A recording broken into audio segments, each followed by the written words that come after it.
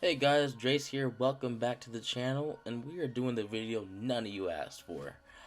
Just decided that I've seen a lot of weird takes going on the internet about where the team's current power rankings are after stage 2, so I figured why not do my own. I'm gonna try to make this quick, but everyone who knows me knows that I will make this long as hell. So let's get into it. Really quickly before we start. One thing to take into consideration is the actual tiers themselves. Champs means I think that these teams are the ones that have the best chance to win champs. Contenders is pretty much, the teams that are like one step away from being there, maybe two, have a couple things to figure out, and then they could be in there. Dark horse are teams that I think have a good chance of, doing something in the actual playoffs, but have a couple of things to fix before they can be at that level of, contenders or champs. Needs work are teams that are kind of on the outside looking in, might miss playoffs, might not. It depends on a couple of things that they're gonna do. Usually, this is gonna be a couple of the teams that are currently having roster changes and things like that. And last but not least is the look to the off season. I think that's pretty pretty self-explanatory. These are the teams that just need to just kind of chalk the air and look for what they can do next season. So going into that, we're gonna just do a really quick power rankings check. Everything looks about as normal as that you'd think. Obviously you have Atlanta at top, Paris at bottom. This season hasn't been anything too crazy. I mean, except for LAG 5th, Ravens at 3rd, Other than that, we're gonna get into it. We're gonna be like I said, trying to get into this real quick. Starting off, the Paris Legion that honestly there's not really much going on there that is good. Temp is probably one of the only bright spots there. I was really hoping that Gravity is going to come in, and really make a difference, but he seems to not really have gotten to that point in his, this season where he's making that difference. They're not necessarily fully out of the running, but being 50 points below the next team, or below 6th place, is gonna make it a little bit tough. But who knows? Maybe they can catch fire and actually do something this major. Next would have to be the subliners. What really good can I say about them? I mean, they're again in the middle of yet another roster change this season, trying to rival the LA Thieves last season for roster changes. I don't know what's going on with them. Neptune already got dropped down to the challenger scene. I don't know if you guys saw that, but he actually played in the Weird Clutch Cup today or whatever, the Clutch GG's Cup, the one that I Hold Shift host. But basically, I was really excited to see Krim and Clay back together. Hopefully that they're going to take over the league, and it just didn't end up happening, unfortunately. For the needs work, I'm just going to group them all together. This honestly is interchangeable. I currently think that I hold the most stock in LA Thieves just because of what they were able to do to start the season. I honestly think that they're a team that, hopefully this roster, or not this roster, but this role change with Kenny going down to the sub, hopefully that will help them out there. Envoy's looking like he needs a little help, which is kind of weird to say out of that LA team. And then Draza just really needs to step up. I don't know what's been going on with him, but hopefully this role change will help. I don't really know. Like, these two are very interchangeable for me, but I'm gonna have to put Ultra at last just because of their finish at the major. It was tough to see. We had a lot of high hopes for Ultra this year, especially with the way that they won the kickoff classic. We were all thinking that this is just gonna be another game that Ultra just kind of dominate and play well in, and they just haven't had it click, especially in their respawns of the late. Their hard point has been god awful, so hopefully they can figure that out, because they need work if they want to get into the playoffs.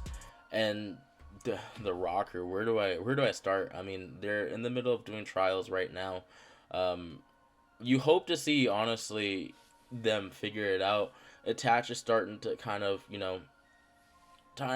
get towards that sweet pocket of age where you're like, all right, he's still playing really well, but when is he gonna when is he when is he gonna start thinking of hanging it up? And you know, it's gonna be a little tough because again, besides Attach and you know Standy and S&D, this Rocker team has just not looked good this year. In my dark horse, I honestly it's really tough because I have Florida, I have Seattle, and I have LAG. It's really tough because every one of these teams has gone against the big name teams and have won, sometimes in dominant fashion. And so it's really tough because these teams they just don't seem to like have made it click just yet. I mean, besides obviously LAG, who just got done winning the stage 2 major, which really awesome for them. Super glad to see Spart really actually kick off this tournament and just make the CDL his own playground for a good week. I mean, for a weekend, and then obviously now we have the Volk as G8. Have issues with that, but I'm not gonna get into that right now.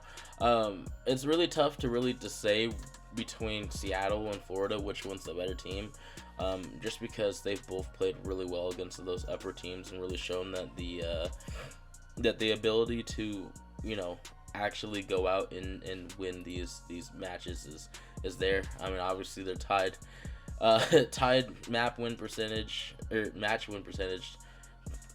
tied in points. The only difference is Seattle's been in a couple more maps, so they've won the one more, but they've also lost a few more. Again, they're interchangeable. It's really tough to say. Champs and contenders. This one's gonna actually surprise a couple of you guys. So obviously I have Atlanta champ, or highest opportunity. Same with Texas, but I honestly have Boston ahead of London. And going into the contenders section, London is a really great team, especially online. Gizmo has been disgusting this season as a rookie, and so is Nasty. But the ones that really leading the charge right now are going to be Trey. Dude, freaking Zero has been insane this year on the AR. It's been really awesome to see him kind of get that bounce back year. And then Afro has Afro, but unfortunately they haven't been able to find their footing on LAN, and so it made it really tough to try to put them ahead of Boston, given that they just don't have the same results. I'm really hoping that going to Major 3 they find the way to get it to click in the major. Otherwise I'm gonna have to move them down to the dark horse next time. In terms of contenders, I mean, again, we're going back to that Boston Breach team. This is a team that, going into the season, when we looked at the roster, we were like, oh, really? I mean, we obviously knew that Cap had a lot of potential, and same with Nero. But we looked at Teach and we looked at Zinni, and we're like, can they actually, lead these young guns to be able to get into a position to succeed? And damn, have they been able to do it. It's been insane. Teej has been Teej, hasn't been the greatest this year, but Zinni has been out of this world, and I'm super excited to be able to see him actually succeed, especially after what happened with last year. Some people still think that, Toronto would have been better if they just stuck with Zinni. After this year, it's kind of hard to argue against that, but I think it was what was needed for Toronto, definitely last game. So yeah, and then I mean, FaZe and Optic, it's kind of really tough to say between the two. Obviously FaZe top of the standings, and back-to-back second place finishes. It's kind of hard to do better. I mean, besides first place, obviously. But they've shown that model of consistency, and everyone going into this year, they're like, it's FaZe, and is this the year that FaZe finally slows down? Nah, they've only lost 5 matches. I mean, obviously, that's not it's not what you were expecting looking into the actual losses that they've had. But I mean, to be fair, Seattle was like, what, 2 of them? And just going into this year, it's been different, but definitely you can still see that FaZe is definitely that best team. And then Optic, I mean, when they're playing at their best, they literally are winning majors. So it's kind of hard to say otherwise. But hope you guys enjoyed. Hope you guys agreed, and if you didn't, drop some comments below as to why you think that I'm stupid. And yeah, have yourselves a good one. Deuces.